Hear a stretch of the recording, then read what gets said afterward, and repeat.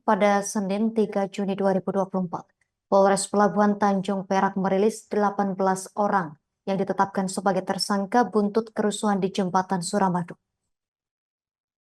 Satuan Polri tersebut mengklaim kerusuhan yang terjadi pada Jumat 30 Maret lalu, massa mengatasnamakan diri sebagai pendukung Persebaya semula berniat hendak menghadang perjalanan pulang supporter Persib Bandung. Namun ketika serangan tersebut berusaha dihalau, justru polisi yang menjadi korban. Untuk informasi lebih lengkapnya akan dilaporkan rekan Tony Hermawan, wartawan harian Surya untuk Anda. Rekan Tony, silakan laporan selengkapnya, rekan. Ya, rekan Tony, silakan laporan dari Anda. Ya, baik. Terima kasih rekan Justina dan selamat siang para Tribuners dimanapun Anda berada. Memang benar pada Senin kemarin 3 Juni, Polres Pelabuhan Tanjung Perak merilis 8 orang yang ditetapkan sebagai tersangka buntut kerusuhan supporter ya di Jembatan Suramadu yang tepatnya terjadi di sepanjang Jalan Kedung Cowek, Surabaya. Eh, ada 18 orang yang diamankan, namun hanya sebanyak 7 orang yang ditunjukkan kepada para awak media karena 11 orang diantaranya masih berusia di bawah 18 tahun, yang mana status mereka 11 orang itu anak berhadapan dengan hukum. Jadi memang polisi tidak bisa menindak sebagai orang dewasa yang terlibat dengan kasus tindak pidana. Nah, dalam rilis tersebut, Satuan Polri itu mengklaim bahwasanya kerusuhan yang terjadi pada Jumat tanggal 30 eh, Mei lalu, masa itu mengatasnamakan diri sebagai pendukung Persebaya. Namun mereka saat kerusuhan terjadi tidak menggunakan atribut Persebaya. Jadi mereka pakaiannya serba hitam-hitam dan rata-rata menutup mukanya dengan masker. Pendukung Persebaya itu semula berniat untuk menghadang perjalanan pulang supporter Persib Bandung setelah menyaksikan laga final Liga 1 Persib Bandung melawan Madura United di Stadion Bangkalan. Saat itu polisi berusaha menghalau serangan agar tidak terjadi chaos, namun justru polisi yang menjadi korban. Ada satu mobil patroli milik Sabara ya, maksud saya, jenis Mitsubishi Lancer Evolution Noble X 10156-29 dipamerkan sebagai barang bukti. Rusak di bagian kaca belakang, yang mana disebutkan itu kacanya retak karena eh, menjadi dampak lemparan ya oleh para massa yang saat itu hendak menyerang supporter dari Persib Bandung. Kemudian polisi menunjukkan alat-alat bukti yang digunakan untuk melakukan perusakan, ada sejumlah bongkahan, batu-batu, dan kayu.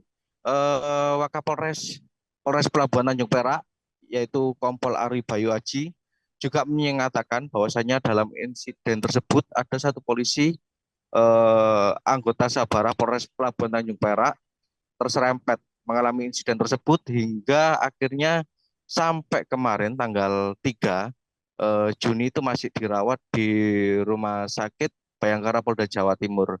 Saya mendapatkan informasi bahwa satu anggota yang terserempet ini mengalami luka di bagian kepala.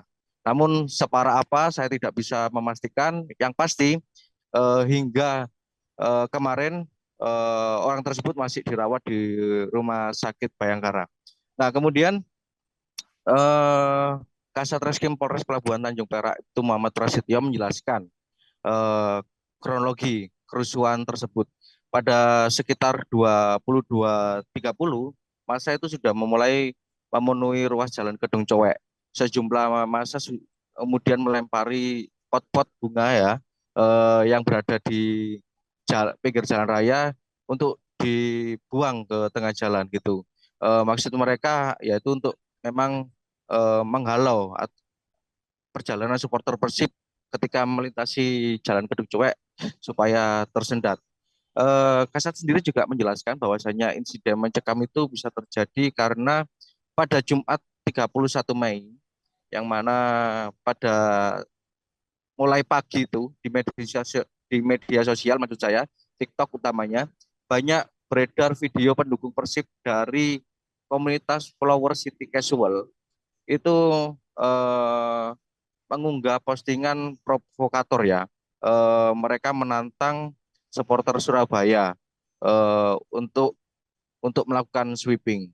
Dari ajakan itu di TikTok akhirnya muncul banyak akun-akun mengataskan bonek berkumpul di beberapa untuk mengajak berkumpul di beberapa tempat melakukan sweeping kepada pendukung Persib Bandung itu. Ketika turun di lapangan, para supporter dari Persebaya ini, polisi tidak menemukan yang mengenakan atribut Persebaya. Mereka rata-rata pakaiannya serba hitam, sekali lagi seperti itu. Kemudian rata-rata mereka menutup wajahnya dengan masker. Nah, satu hari sebelum laga final Liga 1 itu sempat memang terjadi kerusuhan di stasiun Gubeng, gerbong kereta api Pasundan ya, jurusan Bandung Surabaya itu sempat dilempari oleh para massa. Kemudian juga di stasiun Pasar Turi, kedatangan kereta Pandalungan, para penumpang itu sempat diintervensi ya, sempat dihalau untuk keluar dari pintu kedatangan. Nah, puncaknya yaitu kerusuhan terjadi di Jembatan Suramadu setelah Liga Final selesai antara Persib Bandung versus Madura United di Gelora Bangkalan. Seperti itu. Terima kasih. Saya kembalikan ke studio rekan Justina. Baik, rekan Tony Hermawan, wartawan Harian Surya, terima kasih atas laporan dari Anda. Selamat bertugas kembali. Pemirsa, berikut kami tampilkan wawancara wartawan kami bersama Wakapolres Pelabuhan Tanjung Perak Kompol Ari Bayu Aji dan Kasat Reskrim Polres Pelabuhan Tanjung Perak Ibtu Muhammad Prasetyo. Kita akan melaksanakan press release terkait dengan perkara barang siapa dengan terang-terangan dan dengan tenaga bersama menggunakan kekerasan terhadap orang atau barang, dan barang siapa dengan kekerasan atau ancaman kekerasan melawan seorang pejabat yang sedang menjalankan tugas di wilayah hukum Polres Pelabuhan Tanjung Perak. Laporan polisi LP _A_52 6 Romawi 2024 SPKT Polres Pelabuhan Tanjung Perak tanggal 1 Juni 2024, yang mana waktu kejadian pada hari Jumat tanggal 31 Mei 2024 sekira pukul 22.43. Pada sore hari ini kami dari Satreskrim Polres Pelabuhan Tanjung Perak bersama Bapangan kericuhan yang mengakibatkan pengerusakan barang dan melawan petugas yang dilakukan oleh sekelompok orang yang mengatasnamakan dirinya dari supporter bonek Persebaya. LPA 526 2024 SPKT Polres Pelabuhan Tanjung Perak Polda Jawa Timur tanggal 1 Juni 2024. Berdasarkan kejadian kemarin, kami telah mengamankan sebanyak 34 orang. Dari hasil pemeriksaan dan alat bukti yang kami miliki, pada tanggal 1 Juni kemarin, kami telah melakukan gelar perkara dan menetapkan sebanyak 18 orang tersangka. Download Tribun X sekarang, menghadirkan lokal menjadi Indonesia.